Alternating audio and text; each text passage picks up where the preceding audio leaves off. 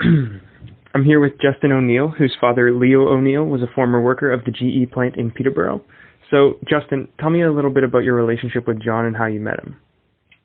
So I knew John through my father for years. My father and John Ball were extremely close.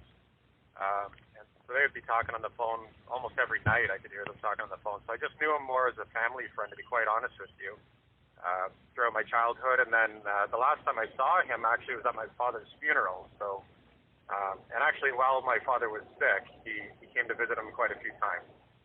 But more or less the relationship was between he and my father, and I just, I knew him through my dad. So, from what you knew of John, whether they were your own experiences or stories that you heard, what quality in him impressed you the most? From everything I've ever heard, whether it was from my father or from anyone else, he was a real man with integrity, somebody that was really trying to do what was right for people. He spent quite a few years trying to make people aware of some of the things that were happening in the workplace that were not right and that were not just. And that's what I knew of John. He was just, it seemed like a very stand-up person.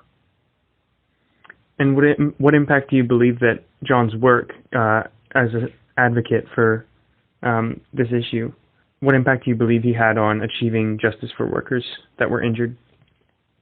Well, I think that the impact so far, everything he's done has been instrumental. I mean, I've seen documentaries on TV about it. I think there's a general awareness about what's happened in there. I can't really comment too much beyond that, but I think that he really did gather people and make them aware of what had happened and what was going on in there. Of course. Justin, thank you so much for taking the time to do this interview. It was a pleasure getting the chance to hear from you. Yeah, no problem.